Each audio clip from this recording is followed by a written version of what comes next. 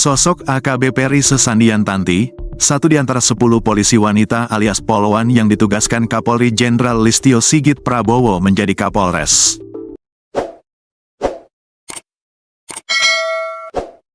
Dalam surat telegram yang diterbitkan pada tanggal 12 Maret tahun 2025, AKBP Rise Sandiantanti diamanahkan untuk mengemban jabatan sebagai Kapolres Pelabuhan Makassar.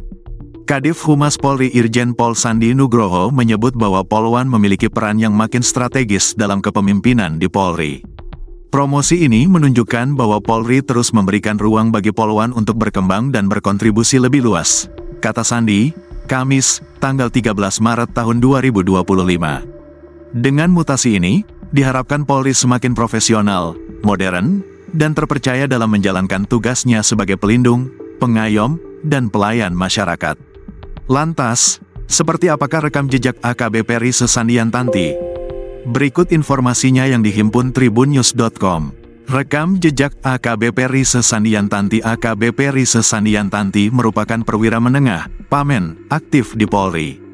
Mengutip situs Tribratanews dan Biro SDM Polda Sulawesi Selatan, Sulsel, Polwan berpangkat AKBP ini pernah menjabat sebagai Kasubdit Babin Kamtipmas Polda Sulsel.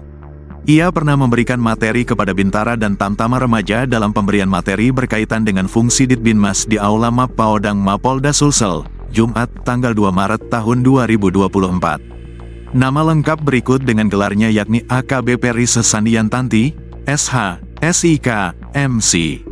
Ia juga berpengalaman dalam berkarir di bidang lalu lintas, Lantas. Rise tercatat pernah menjabat sebagai Kasubdit Registrasi dan Identifikasi, Regiden, Direktorat Lalu Lintas Polda Sulsel.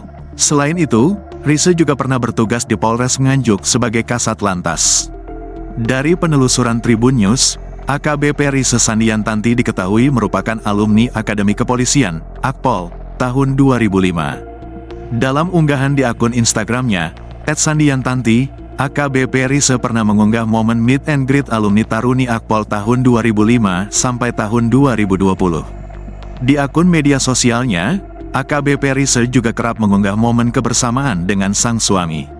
Suami AKBP Rise Sandiantanti ternyata juga merupakan seorang anggota Polri yang juga berpangkat AKBP, yakni bernama AKBP Arisandi, Kapolres Luwu.